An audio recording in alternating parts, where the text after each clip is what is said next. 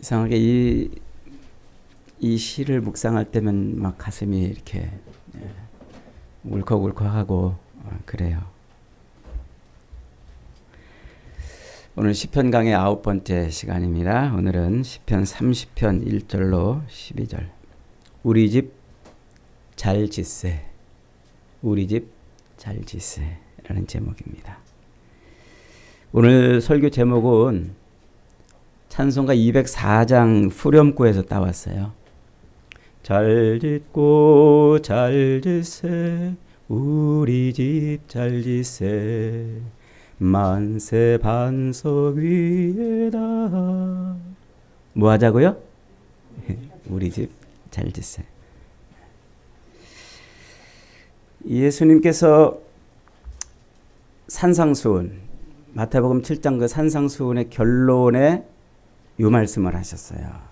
이 말씀을. 그러므로 누구든지 나의 이 말을 듣고 행하는 자는 그 집을 반석 위에 지은 지혜로운 사람 같고, 나의 이 말을 듣고 행하지 아니하는 자는 그 집을 모래 위에 지은 어리석은 사람 같으리니. 요 말씀을 기반으로 해서 찬송가 204장을 시를 지은 거예요. 시를. 그래가지고 반석 위에 집을 잘 짓자, 이렇게 노래를 한 찬송이지요. 예수님이 말씀하시는 그 집은 어떤 집일까요? 누구네 집일까요? 가사처럼 우리 집일까요? 아니면 다른 집일까요? 오늘 우리가 읽은 시편 30편은 전형적인 찬송시이죠. 큰 곤경에 빠졌던 시인 다윗이 하나님의 도우심으로 곤경을 벗어난 일에 대한 간증으로 하나님께 감사 찬송하는 시입니다. 시인이 빠졌던 그 곤경, 그가 처했던 그 곤고한 상황이 정확히 어떤 것인지는 알 수 없지만 1절에 보니까 그 찬송의 이유가 나오고 있어요. 우리 1절만 같이 읽습니다. 시작.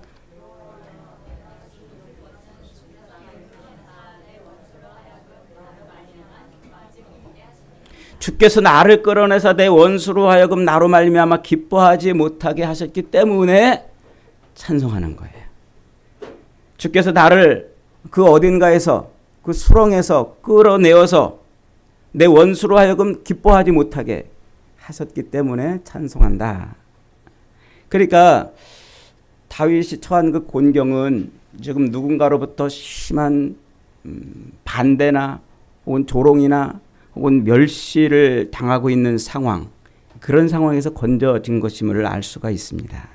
그리고 2절에서는 다윗이 하나님께 부르짖음에 자기를 고치셨고 자기 영혼을 스올에서 끌어올리사 무덤에 내려가지 않게 하셨다, 이렇게 말하죠. 그 말을 가만히 읽어보면 그게 무슨 말 같습니까? 죽다 살았다는 말이에요. 다윗이 정말 죽다 살았다는 거예요. 어휴, 10년 감수했네, 우리 그러죠. 어휴, 10년 감수했네. 그 죽을 뻔한 상황에서 하나님이 자기를 끌어올려서 살리셨다는 거예요. 재미있게도 2절에서 이런 단어를 쓰고 있어요. 여호와께서 자기를 고치셨다. 여호와께서 나를 고치셨다, 이 말이에요. 와티 르파메니라고 이렇게 하는 단어가 거기 쓰여 있는데, 와티 르파메니라는 단어인데 이게 여호와 라파 할 때고, 라파. 그 라파가 원형이에요. 여호와 라파 들어봤죠? 무슨 말입니까? 나를 치료하시는 하나님. 이게 그러니까 이 라파라는 말은 일반적으로 질병에서 고침받고 치료되는 어떤 상황을 의미하는 거예요. 그래서 학자들은 이 시가 다윗이 큰 질병에서 치료받고 하나님께 감사하는 찬송시를 지은 것이라 이렇게 보고 있습니다. 그러나 출애굽기 15장 26절에 가면 광야로 쏟아져 나온 이스라엘 백성들이 하나님의 말씀에 순종하지 못하고 하나님을 신뢰하지 못하고 계속 원망해요. 계속 불평하고 하나님을 거스립니다. 그러자 하나님께서 하나님을 원망하고 하나님을 거스리는 그 이스라엘 백성들을 향해서 뭐라고 말씀하시냐면, 나는 너희를 치료하는 여호와임이라 이렇게 말씀하세요. 그때 그 라파라는 단어를 쓰세요. 하나님을 뭐라고 스스로 백성들에게 자기 신을 소개하고 있어요? 여호와 라파, 나는 너희를 치료하는 하나님이다. 이렇게 외쳐요.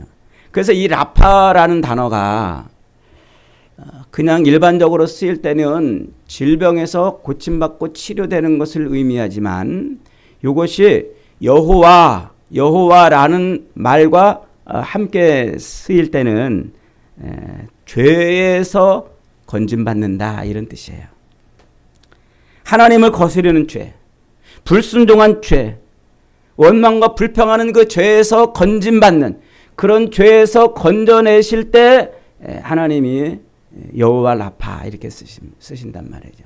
그러니까 다윗이 지금 하나님이 자기를 건져내셨다, 여호와 라파라고 이렇게 지금 말하는 것은 하나님이 자기를 어디서 건져내셨다고요?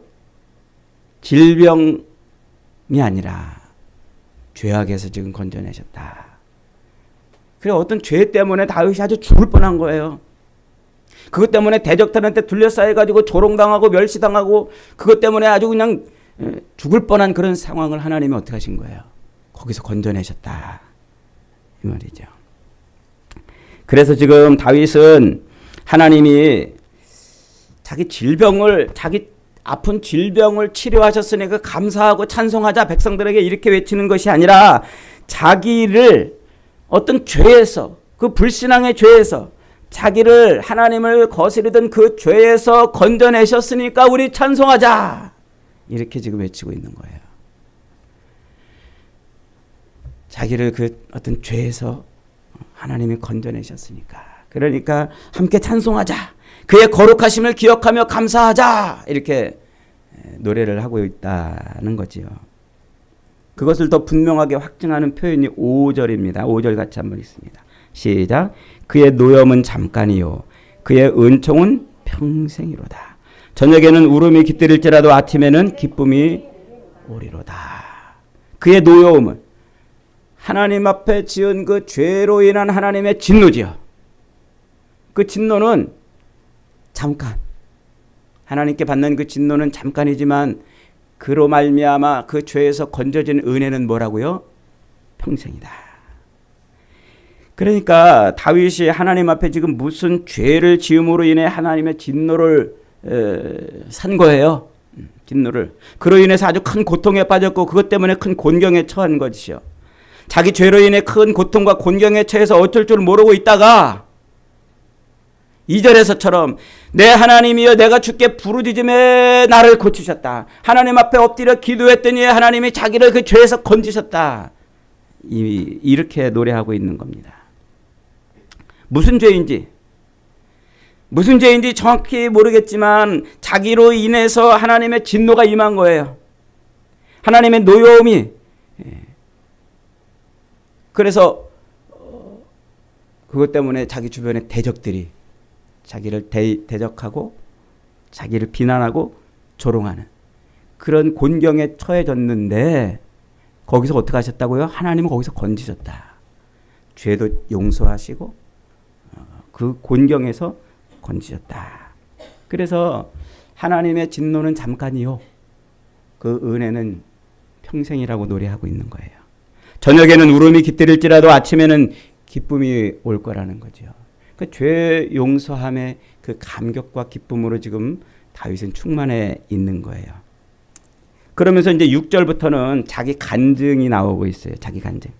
6절 보세요. 자기가 형통할 때는, 잘 나갈 때는, 자기가 진짜 잘 나갈 때는 내가 영원히 흔들리지 않을 것이다 라고 노래하면서 그랬대요.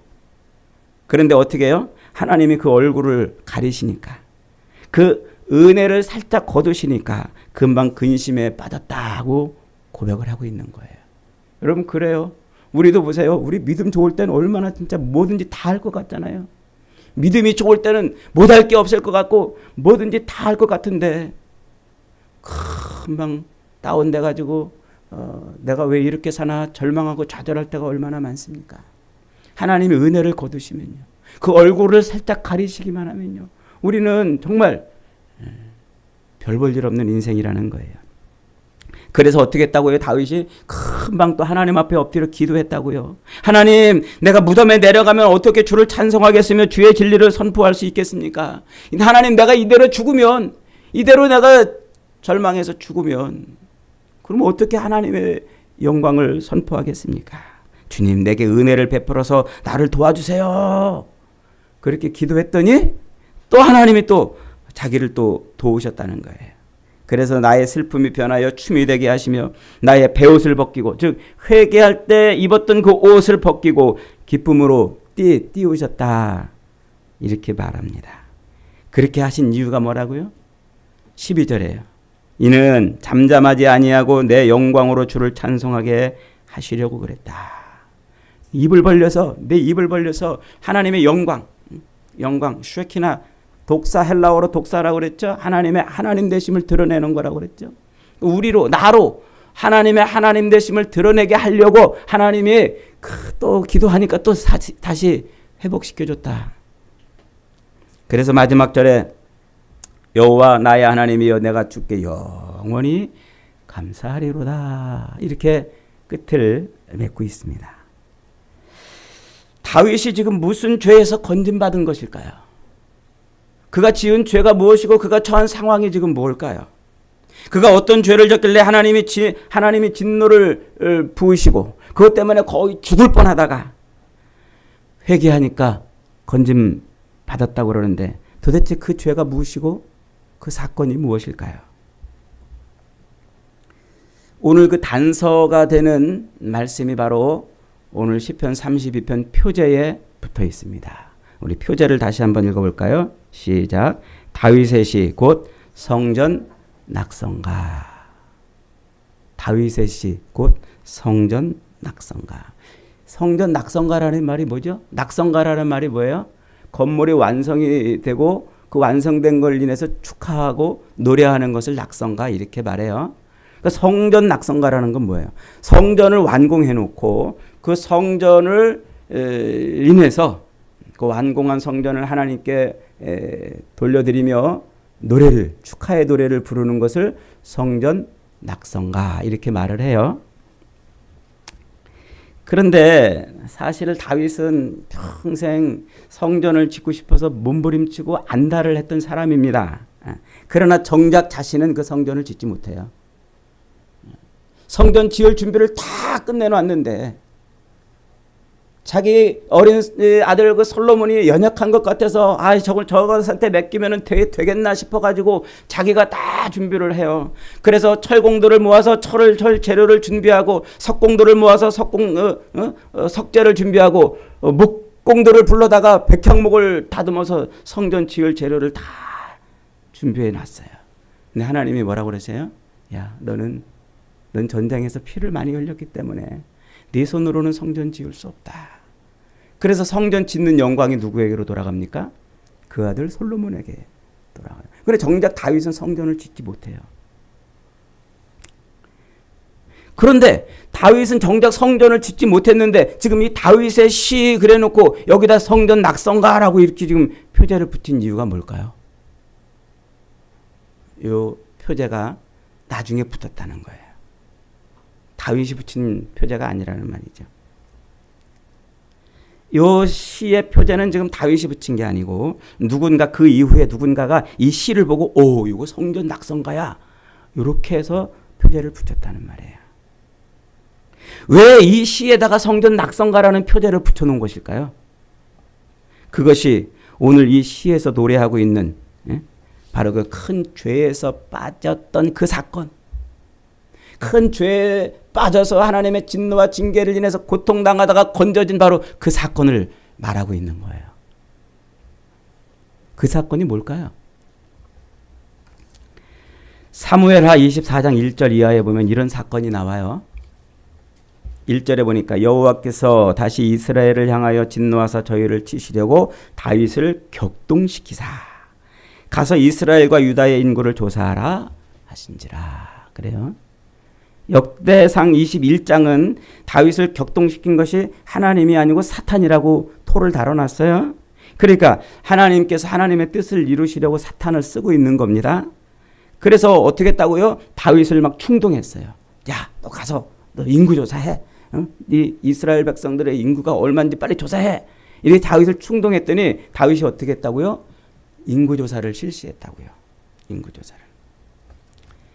그래서 그는 평생 하나님을 의지하고 하나님의 은혜로 살아왔다고 노래하던, 하나님이 자기의 힘이고 능력이고 하나님이 자기의 모든 것 되신다고 노래하던 그 다윗이 어느 날 갑자기 느닷없이 인구조사를 시키는 거예요. 인구조사를. 그러자 그 명령을 받은 요압 장군이 긋고 말립니다. 왕이여, 그렇게 하지 않아도 하나님이 당신과 함께하지 않습니까? 얼마든지 하나님이 당신에게 함께 하셔서 당신을 강성하게 하실 것인데 굳이 인구조사를 하실 일이 뭐가 있습니까? 하고 간언을 해요. 근데 인구조사가 뭔가 문제가 있는 거예요. 그러니까 사무엘하 24장 1절이나 혹은 역대상 22장 1절에서 하나님이 충동했다 혹은 사탄이 충동했다, 이 충동했다 이 말을 붙여놓은 걸로 봐서 인구조사는 뭔가 하나님 보시기에 옳은 게 아닌 거예요. 자신이 이룬 국력이 어떠한가, 지금 자기가 이스라엘의 왕으로 태평생들을 구가하면서 지금 자기가 이룬 것이 지금 얼마나 대단한가 하는 것을 지금 보고 싶었던 거죠. 드러내고 싶었던 거죠. 과시하고 싶었던 것. 그게 인구조사입니다. 끝내 다윗은 그 신하들의 반대에도 불구하고 인구조사를 강행하게 되는데, 조사 결과 칼을 뺄 수 있는 자, 칼을 빼들 수 있는 자가 80만 명에 이른다 그랬어요. 이 칼을 빼들 수 있는 자라는 말은 마음만 먹으면 언제든지 왕이 차출해가지고 전쟁에 동원할 수 있는 숫자를 말하는 거예요. 왕의 권세가 그만큼 된다는 거예요. 자기가 다스리는 백성들 자기 말 한마디면 목숨 걸고 칼을 들고 나와가지고 전쟁에 동원할 수 있는 그 숫자라는 거죠. 하나님이 다윗의 마음을 충동했다는 것은 아마 다윗의 마음이 지금 높아져 있었던 것 같습니다. 입술로는 하나님이 내 전부고 나의 모든 것 되시고 내가 하나님의 은혜로 산다고 그렇게 노래를 불렀는데 그 마음 한구석에서는 어느 틈엔가 자기의 욕망이, 자기의 그 자랑이, 자기의 그 교만이 싹트고 있었던 것을 하나님 보신 거예요.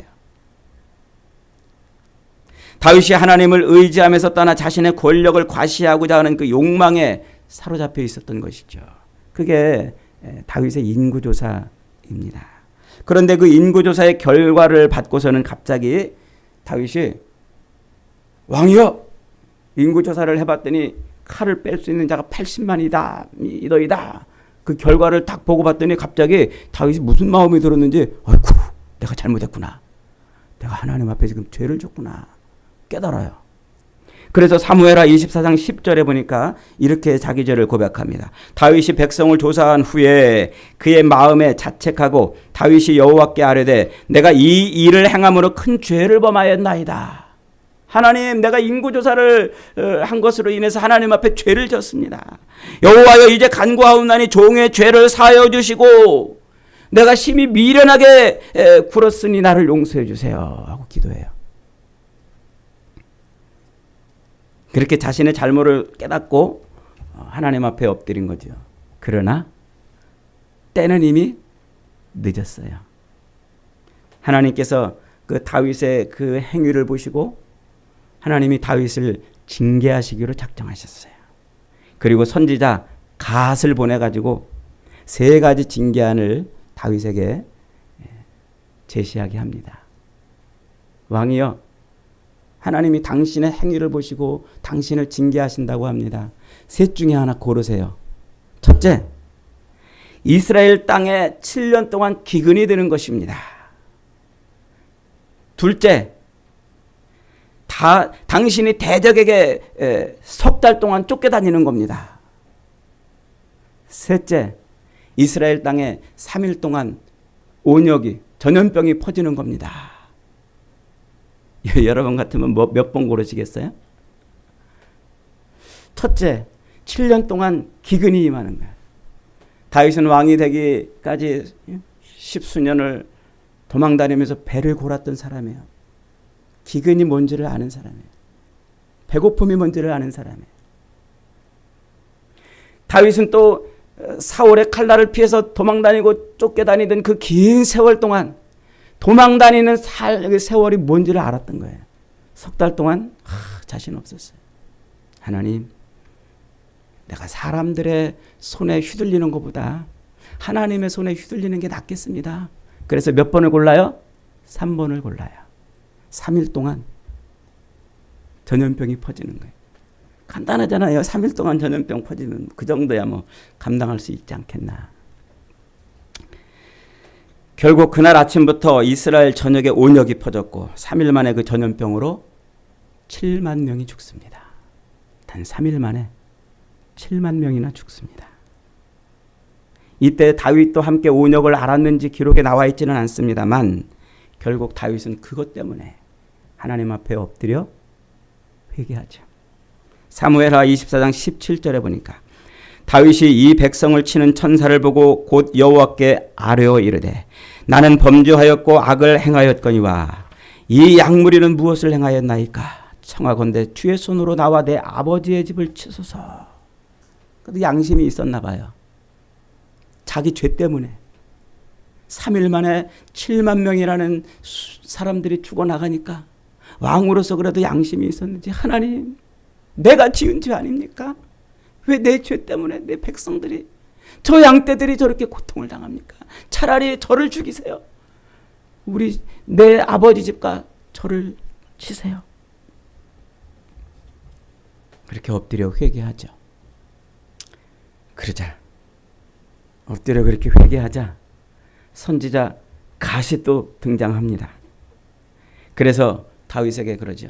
야 다윗아, 저 오르난의 타작마당을, 여부스 사람 오르난의 타작마당을 사서 그 마당에다가 번제단을 세우고 번제를 드리거라. 그래서 다윗은 그 오르난의 타작마당을 은 50세겔을 사가지고 거기다 번제를 드려요.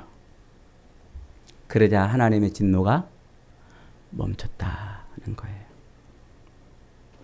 그렇게 하나님의 진노가 그 오르난의 타작마당을 사서 하나님 앞에 회개하고 번제를 드렸더니 하나님의 진노가 멈추자 그 오르난의 타작마당에 번제를 드렸던 그 마당을 다윗이 뭐라고 그랬다고요? 역대상 21장에 보니까 다윗은 그곳 오르난의 타작마당을 여호와 하나님의 전이라고 명칭을 붙여놔요. 그리고 거기에다가 본격적으로 성전 지을 준비를 하는 겁니다. 석공들을 시켜서 돌을 다듬게 하고 철공을 시켜 철을 준비하게 하고 목수들을 시켜서 백향목을 다듬게 하지요. 자기 아들 솔로몬은 어리니까 자기가 성전 건축할 준비를 다 하겠다고 그렇게 선포하고서 그런 준비를 다. 그리고 다윗은 그때부터 남은 일생 동안 남은 인생을 뭐에 매달려요? 성전 짓는 일에 매달려요. 성전 짓는 준비를 끝내는 겁니다. 그렇게 다윗이 성전 지을 준비를 다 끝맺은 그 땅, 그 오르난의 그 타작마당, 거기에 뭐가 세워져요? 솔로몬이 거기다 예루살렘 성전을 지어요. 그러니까 다윗 때에는 성전을 짓지 않았으나 성전 지을 준비를 다 끝내놓는 거예요. 다윗 때에는 성전을 짓지 않았으니까 성전 낙성가라고 붙일 수가 없는데 그 뒤에 누군가가 그런 다윗의 삶을 들여다보고 쓴 요 시를 읽고서 야, 이건 성전 낙성가다 이름을 붙여놨다는 거예요. 이스라엘 백성들이 성전 낙성가를 불렀던 적은 2번 있습니다. 정확한 기록으로 더 남아있지 않아서 알 수는 없습니다만은 적어도 2번 있습니다. 한 번은 솔로몬이 성전을 지은 이유겠죠.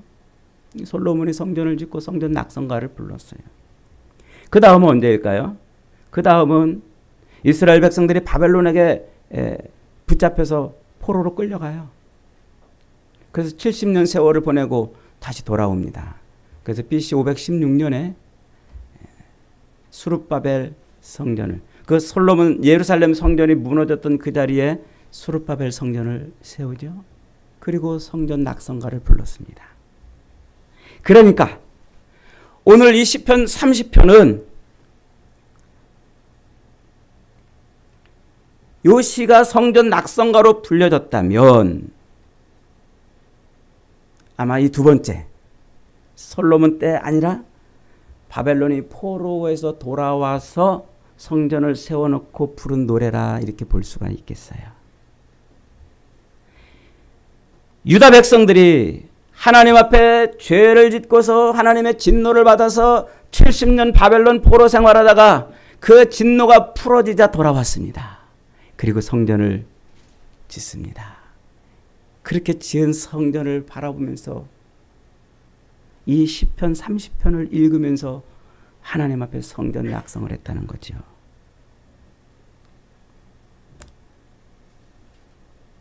그러니까 유다 백성들은 이스라엘과 다윗이 하나님 앞에 죄를 짓고 하나님의 징계가 끝난 후에 오르난의 타작마당에 번제단을 쌓고 그 땅에 성전 지을 준비를 마친 그 행위, 그 다윗의 그 행위를 하나님 앞에 죄를 짓고 진노를 받아서 70년 포로 생활을 끝내고 돌아와서 성전을 지은 자기들의 삶하고 비슷하다고 본 거예요. 그걸 동일시하고 있는 거죠.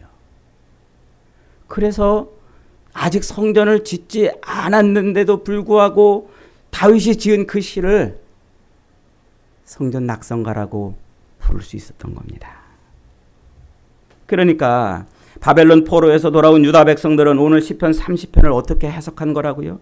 다윗이 인구조사를 감행한 죄 때문에 이스라엘 땅에 7만 명이라는 어마어마한 사람이 죽음으로 인해 다윗은 크게 곤경에 처한 겁니다.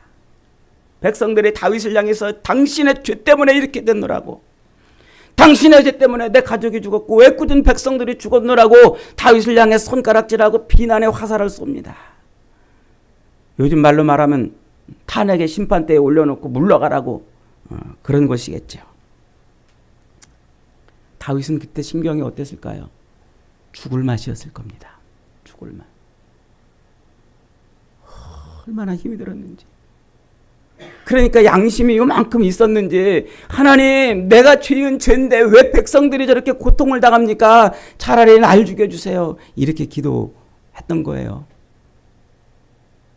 얼마나 고통스러웠는지 말이죠. 자기 죄 때문에 애꿎은 사람이 죽고 온 나라가 슬픔과 절망에 빠진 것이죠. 거기에 그치지 않고 백성들은 자기를 향해서 당신 때문이라고, 당신이 그래서 이랬노라고 그렇게 대적을 하고 달려드니까 다윗이 공경에 처한 거예요. 이러지도 저러지도 못하는. 그런데 다윗은 그런 곤경에 처해서, 그 정말 기가 막힌 상황에 처해서 어떻게 했다고요? 낭망하고 포기하고 자기 분대로 하지 않고 하나님 앞에 엎드렸다고요. 역대상 21장 16절 이하에서 다윗이 장로들로 더불어 굵은 배를 입고 얼굴을 땅에 대고 엎드려 하나님께 여쭈어 아뢰되 주여 명하여 백성을 계수하게 한 자가 내가 아니니까 범죄하고 악을 행한 자는 내니이다. 양무리는 무엇을 행하였나이까? 청한건대 나의 하나님 여호와여, 주의 손으로 나와 내 아비집을 치시고 주의 백성에게는 재앙을 내리지 마시옵소서. 그렇게 회개하고 기도했다고요. 굵은 베옷을 입고 땅에 엎드려 통곡하며 회개합니다. 하나님, 내 잘못입니다. 내가 죄를 지어서 나 때문에 백성들이 이렇게 죽어나갑니다. 저를 죽여주세요. 기도했다는 거예요. 그러자 하나님이 어떻게 했다고요? 그 회개를 들으시고, 야 다윗아, 너 저 오르난의 타작마당을 구입하거라. 그래서 그 타작마당에 번제단을 쌓고 내게 번제를 드리거라 그랬다고요. 그러자 다윗이 오르난의 타작마당을 구입해서 거기에 번제를 드리고, 그리고 거기에 하나님의 진노가 그치자 그 번제를 드렸던 그 땅을 여호와 하나님의 전이라고 이름 붙여놓고 거기다가 성전 지을 준비를 해놓았다고요.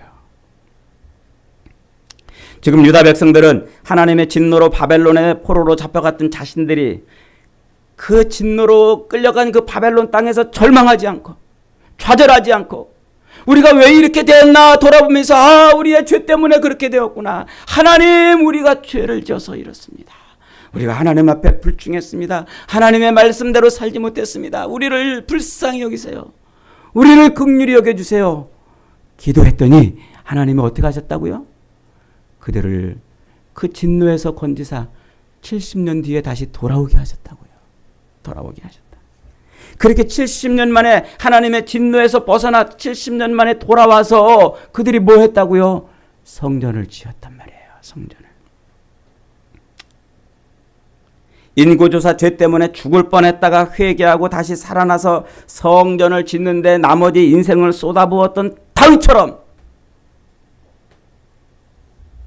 자기들도 하나님의 진노에서 건져져 돌아와서 성전 짓는 일을 했다는 거예요. 그러니까 다윗의 이 시를 지금 뭐라고 본 거예요? 이걸 성전 낙성가라고 붙여놨다는 거예요. 여러분, 성경이 오늘 이 시를 통해서 말하려는 것이 무엇일까요? 우리가 비록 죄를 지었어도,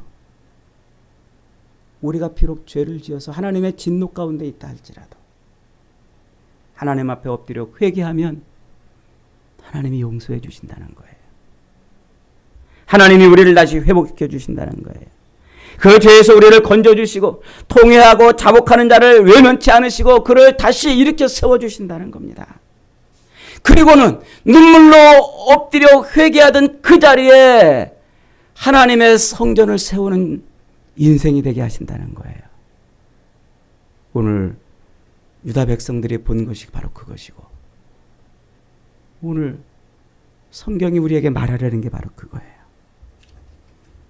자기 죄를 인해서 절망하고 좌절하고 낭망하는 것이 아니라 그 죄 가운데서 하나님 앞에 엎드려 회개하고 구했더니 하나님이 죄를 용서하시고 그의 인생을 어떻게 쓰신다고요?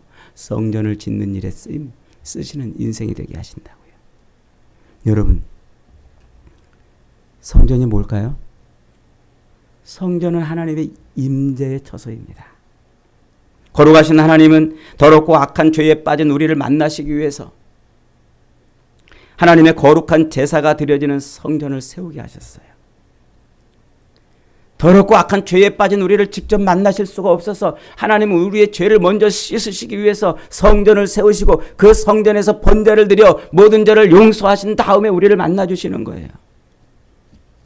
거기에서 매일 죄악에 허덕이는 우리를 대신해서 소와 양의 가죽이 벗겨지고 매일 뼈와 살이 분리되는 그런 고통 속에서 피를 흘리며 불에 태워져 그 죽음을 인해서 나를 대신한 죽음이라 여기고 우리 죄를 그렇게 용서해 주심으로 우리를 만나시는 거예요. 마지막 피 한 방울까지 쏟아낸 그 제물의 피는 죄인들의 피를 대신해서 성소에 뿌려지면서 죄인들의 죄가 사함받았다고 선포하게 하셨어요. 그러면 하나님께서는 그 제사가 드려지는 성전의 거룩한 영광으로 임재하셔서 그 태워지는 냄새를 흠양하시고 뿌려지는 피를 받으시고 죄인의 죄를 용서하시는 거예요. 그렇게 하나님은 더럽고 악한 우리 죄인들을 만나시기 위해서 제물의 가죽을 벗겨내시고 뼈를 꺾어내시고 마지막 피 한 방울까지 짜내어 불에 태우시면서 죄인을 만나주시는 거예요. 그곳이 뭐라고요? 거기가 바로 성전이라고요. 그곳에서 하나님은 백성들에게 임재하셔서 그들의 죄를 용서하시고 치유하시고 상한 마음을 회복시켜 주시고 그들을 다시 살리시고 그들로 하나님의 영광에 거하게 만드시는 거예요. 하나님의 영광에. 그게 성전이에요. 성전에서 재물이 죽어 마지막 피 한 방울까지 쏟아내는 그런 은혜를 인해서 우리가 죄 용서함 받고 하나님과 교제하고 교통하고 하나님의 영광 속에 거하는 인생이 되게 하시는 거죠. 시간이 훨씬 지난 신약 시대로 넘어오면 예수님이 요한복음 2장 19절에서 이렇게 말씀하십니다. 자, 화려하게 지어진 으리으리한 예루살렘 성전을 바라보고서 너희가 이 성전을 헐어버려라. 내가 사흘 만에 다시 일으키리라. 그러자 성경 기록자들이 그 말씀에 토를 달아놔요. 이제 진짜 성전은 예루살렘 성전이 아니고 예수님이시라고 말입니다. 십자가에 달려 죽으신 예수님이 그 성전이라고. 하나님이 모세를 통해서 주시고 솔로몬에게 세우게 하셨던 그 구약의 성전은 이제 예수 그리스도, 십자가에 달려 죽으셨다가 사흘 만에 다시 부활하신 예수 그리스도로 대체되는 그리스도가 진짜 성전이라고 토를 달아놨어요. 그래서 그 옛날 이스라엘 백성들이 그 예루살렘 성전에 가서 번제를 통해서 하나님을 만났듯이 예수 그리스도 안에 있는 사람들이 십자가 대속을 인하여 죄 용서함 받고 하나님을 만나는 거예요. 하나님이 제물의 가죽을 벗겨내시고 뼈를 꺾으시며 마지막 피 한 방울까지 짜내신 그 성전에서 죄인을 만나주셨듯이 채찍 맞아 가죽이 다 벗겨지고 온몸의 마디가 으스러질 정도로 무거운 십자가를 짊어지고 그리고 거기에 매달려 마지막 피 한 방울까지 짜내으셨던 그 주님의, 예수님의 그 희생, 그 희생 덕분에 우리가 하나님을 만나는 거예요. 오직 어디서 만나요? 하나님, 그리스도 안에서 만나는 거예요. 그리스도 안에서. 그래서 사도 바울은 그리스도 안, 엔 크리스토스, 이 그리스도 안이라는 말을 자기가 보내는 서신서에 수도 없이 쓰는 거예요. 오직 우리가 하나님을 만날 수 있는 곳은 어디라? 그리스도 안이다. 그리스도 안이다. 여러분, 시장에서 만날 수 없어요. 캠핑 가서 만날 수 없어요. 일하러 직장 나가서 하나님 만날 수 없어요. 어디서 만난다고요? 그리스도 안에서 만나는 거예요. 오직 우리를 대신해서 자기를 불태워 번제로 드린 그리스도 예수 안에서만 만나는 거예요. 그리스도 예수 안에서. 여러분, 지금 여러분은 예수 안에 있습니까? 여러분은 다 지금 그리스도 안에 있습니까? 사도 바울은 고린도 교회에 보내는 고린도전서 3장 16절 17절에서 이런 말씀을 우리에게 외쳐줍니다. 너희가 하나님의 성전인 것과 하나님의 성령이 너희 안에 거하시는 것을 알지 못하느니요. 누구든지 하나님의 성전을 더럽히면 하나님이 그 사람을 멸하시리라. 하나님의 성전이 거룩하니 너희도 거룩하리라.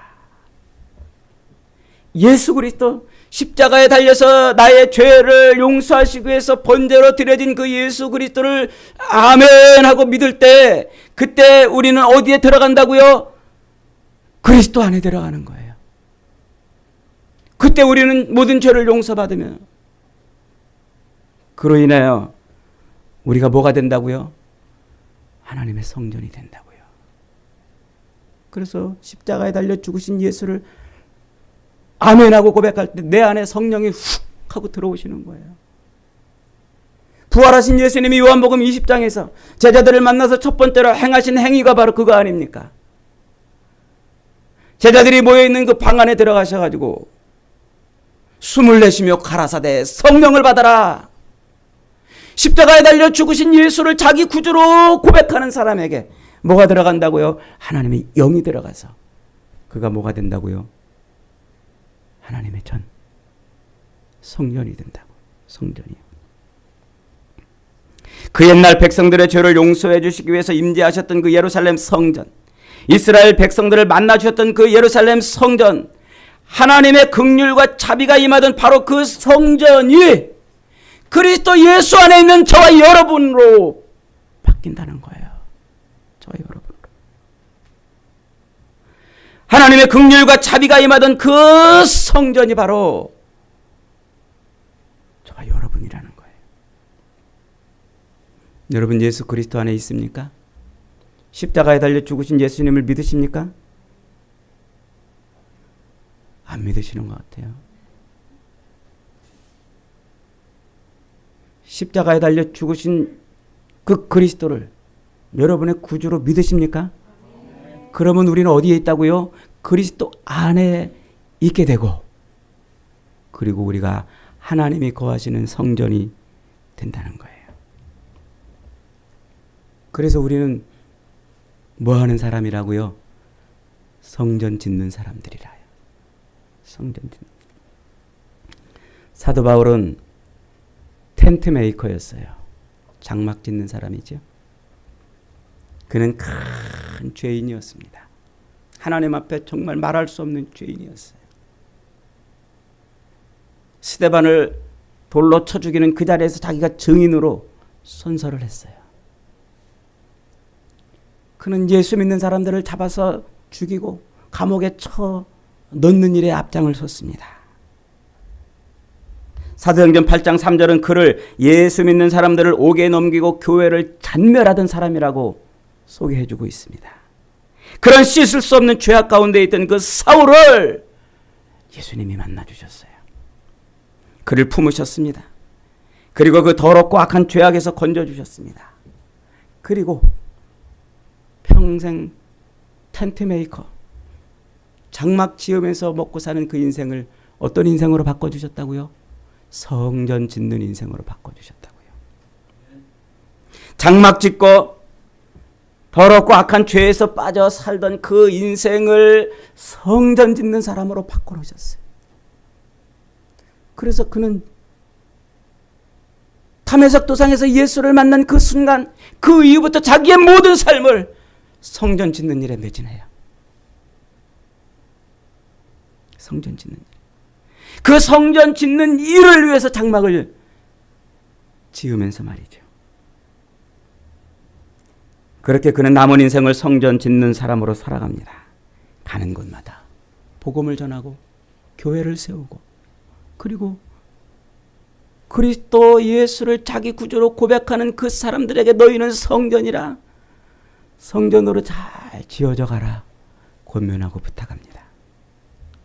여러분, 사람들을 돌로 쳐 죽이고 율법으로 정죄하고 감옥에 쳐 넣는 그 죄를 지은 바울을, 그 사울을 내 이름을 위하여 세운 나의 그릇이라고 칭해 주시는 이유가 뭡니까? 그는 자기 인생의 길을 가다가 인생길 노정에서 예수를 만난 이후에 회개하여 완전히 변화돼서 남은 인생을 성전 짓는데 쏟았기 때문에 그렇습니다. 수많은 허물에도 불구하고 하나님께서 다윗을 내 마음에 합한 자라고 불러준 이유가 무엇입니까? 그는 하나님 앞에 씻을 수 없는 죄를 짓고 그것 때문에 도망가고 좌절한 것이 아니라 하나님 앞에 엎드려 회개하고 내 죄 때문에 그렇다고 그렇게 엎드려 회개하고 남은 인생을 뭐 하는데 쏟아부었어요? 성전 짓는 일에 쏟아부었어요. 여러분, 우리는 다 죄인입니다. 더럽고 악하고 사람들이 알면 기절초풍할 그런 죄를 다 가지고 있는 사람들 아닙니까? 그런데도 하나님은 그리스도 예수 안에서 우리를 만나주셨습니다. 그리스도 예수의 피로 우리의 죄를 덮어주셨습니다. 우리의 죄를 씻어주셨습니다. 우리 죄를 인해서 좌절하지 않도록 우리를 격려해 주시고 위로해 주십니다. 여러분, 도망가지 마세요. 죄 때문에 좌절하지 마세요. 절망하지 마세요. 우리가 죄를 인해서 좌절하고 절망하고 도망간다면 어디로 도망가겠습니까? 숨는다면 어디로 숨겠습니까? 하나님의 눈을 피해서 갈 곳이 어디 있습니까? 바위 뒤로 숨겠습니까? 구름 속으로 숨겠습니까? 바다 끝으로 가겠습니까? 비록 그 죄를 졌지만 그 죄를 인해서 하나님 앞에 엎드려 회개하고 하나님 앞에 엎드려 은혜를 구하면 하나님이 그리스도 예수를 인해서 저와 여러분의 죄를 맑게 도말하시는 줄 믿으시기 바랍니다. 그렇게 우리의 죄에서 우리를 건져내시고 우리를 성전 짓는 사람으로 만들어 주시는 거예요. 성전 짓는 사람으로. 내 남은 인생을 교회를 세우게 하시려고 우리 가운데 함께 하셔서 구원의 보증의 도장을 찍어주시는 거예요. 내 남은 인생을 성전 세우는 일에 쓰시려고, 그 성전을 통해서 하나님의 영광을 드러내게 하시려고 우리를 예수 그리스도를 희생 제물로 그렇게 용서해 주시는 거예요. 산상수훈의 결론이 바로 그거예요. 그러므로 누구든지 나의 이 말을 듣고 행하는 자는 그 집을 반석 위에 지은 지혜로운 사람 같고, 그것을 아니까 뭐라고 노래를 부른 거예요? 잘 짓고 잘 짓세 우리 집 잘 짓세 만세 반석 위에다. 그 만세 반석 대신 그 위에다 뭘 지어요? 성전. 주님은 사도 베드로에게 이렇게 말씀하십니다. 야, 사람들이 나를 누구라 하더냐? 사람들이 주님을 선지자라고도 하고 어떤 이는 엘리야라고도 합니다. 그래, 너희들은 나를 누구라고 하느냐?